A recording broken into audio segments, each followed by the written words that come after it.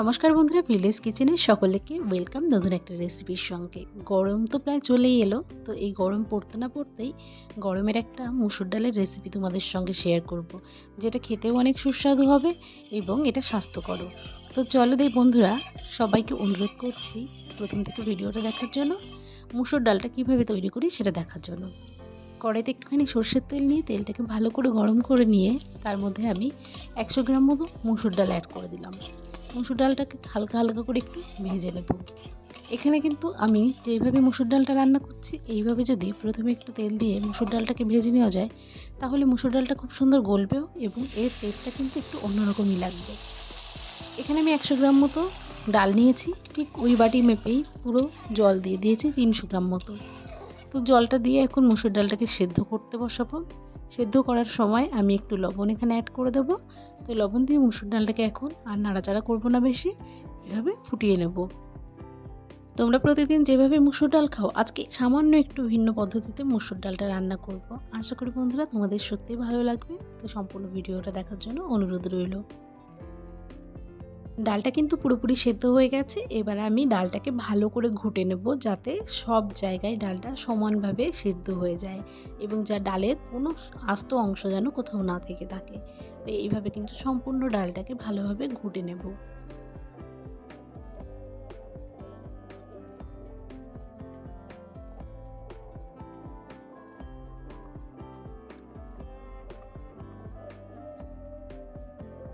ডাল রান্না করা একদম সিম্পল, সেটা হচ্ছে ডালের মধ্যে এখন জল দিয়ে দেব।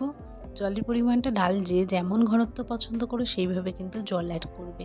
তো আমি ডালটা হালকা একটু পাতলাই করব, তার জন্য জলটা একটু বেশি ব্যবহার করলাম। আর মুসুর ডালটা কিন্তু পাতলা খাওয়াই বেশি ভালো।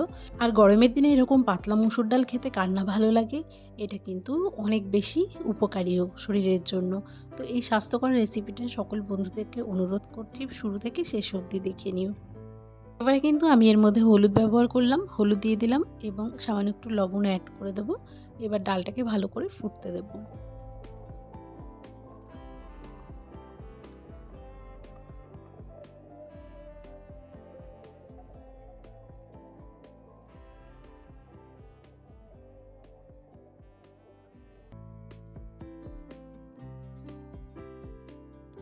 ডালটা থেকে যে ফেনাগুলো বের হচ্ছে, সেই ফেনাগুলো আমি ধীরে ধীরে তুলে নেব।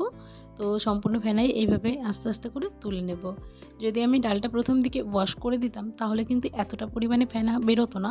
তো তোমরা অবশ্যই ডালটাকে যদি চাও ওয়াশ করেও দিতে পারো, ওই তেলের মধ্যে ওয়াশ করে একটু দিয়ে দেবে। এবার ডালটা কিন্তু খুব সুন্দরভাবে ফুটে এসেছে। এর মধ্যে এবার আমি কেটে রাখা সজনের ডাঁটাগুলো দিয়ে দেব। যেহেতু আজকে আমি মুসুর ডাল সজনের ডাঁটা দিয়ে করব, তার জন্য সজনের ডাঁটা এখানে আলাদা করে ভেজে দেব না, এমনি সরাসরি দিয়ে দিলেই হবে। তো আমি সরাসরি সজনের ডাঁটাগুলো এখানে অ্যাড করে দিলাম। এর পাশাপাশি আমি এখানে 2টো টমেটো কেটে নিয়েছি, সেই টমেটোর টুকরোগুলো দিয়ে দেব। এবার সব কিছু ভালো করে ফুটিয়ে নেব সুন্দর করে। আর মুসুর ডাল অনবরত মাঝে মাঝে নাড়িয়ে নিতে হবে, এতে করে ডালটা কিন্তু খুব সুন্দর হবে।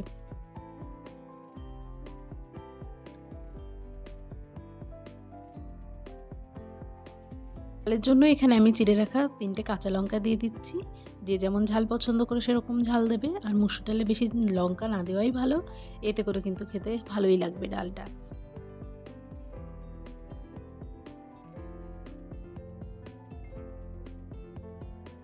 ভালোভাবে ফুটে এসেছে। এবার আমি ডালে ফোড়ন দেব। ফোড়ন দেওয়ার জন্য আমি আবারও সর্ষের তেল দিয়ে দিচ্ছি। তেলটাকে ভালো করে আবারও গরম করে নেব। এরপরে কিন্তু ডালে আমি 5 ফোড়ন ব্যবহার করব। তোমরা অনেকেই এরকম দেখবে মুসুর ডালে কিন্তু 5 ফোড়ন দেয় না, কিন্তু এইভাবে অবশ্যই মুসুর ডালে 5 ফোড়ন দিয়ে একবার খেয়ে দেখবে, দেখবে কতটা সুন্দর এবং টেস্টি হয়। 5 ফোড়ন, একটা শুকনো লঙ্কা, একটা তেজপাতা এবং সামান্য একটু আদা কুচি এখানে দিয়ে দেবো আমি। সব কিছু দিয়ে ফোড়নটাকে ভালো করে গরম করে নেব।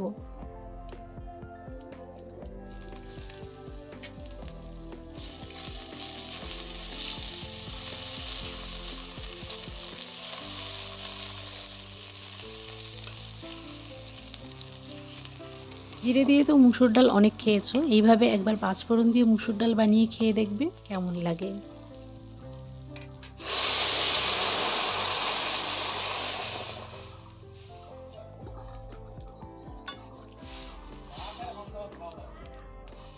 ডালটাতে আমার সোমবার দেওয়া হয়ে গেছে। এবার ডালটা আরও খানিকক্ষণ ভালো করে ফুটিয়ে নেব।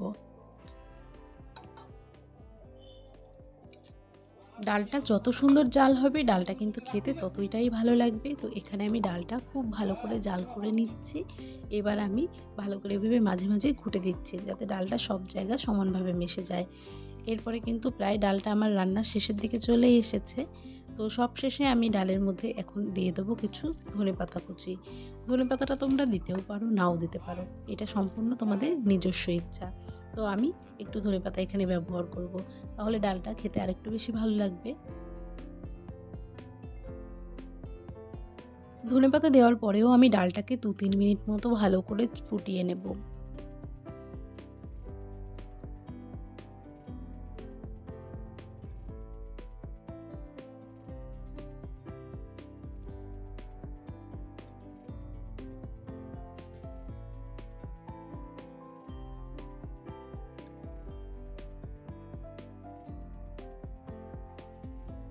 আমার কিন্তু আজকের এই স্বাস্থ্যকর পাতলা মুসুর ডালটা সম্পূর্ণ তৈরি হয়ে গেছে। এবার আমি কিন্তু একটা পাত্রে এটাকে সার্ভ করে নেব। আর ডালটা খুব সুন্দরভাবে ফুটিয়ে নিয়েছি। ডাল একদম পাতলাও হয়নি, একদম গাঢ়ও হয়নি, সেরকম একটা ঘনত্ব এখানে আমি রেখেছি। তো আশা করি বন্ধুরা সম্পূর্ণ ভিডিওটা তোমাদের ভালো লেগেছে। আর যদি কারোর ভালো লেগে থাকে অবশ্যই চ্যানেলটিকে সাবস্ক্রাইব করে দিও আর একটা মূল্যবান কমেন্ট করে দিও। আশা করি এই রেসিপিগুলো তোমাদের ভালো লেগেছে এবং পরবর্তীতে এই ধরনের রেসিপি আমি আবারও নিয়ে আসব। আজকের মতো এই রেসিপি নিয়ে এখানেই বিদায় নেব বন্ধুরা। অবশ্যই তোমরা বাড়িতে এই ডালটা তৈরি করে খেয়ে দেখবে, কেমন লাগে অবশ্যই বলবে। অনেক তো খেয়েছো, এবার সজনে ডাঁটা টমেটো দিয়ে এইভাবে এর মুসুর ডাল আর 5 ফোড়ন দিয়ে খেয়েই দেখো না। তো চলো বন্ধুরা, আজকের মতো টাটা, দেখা হচ্ছে পরবর্তী ভিডিওতে।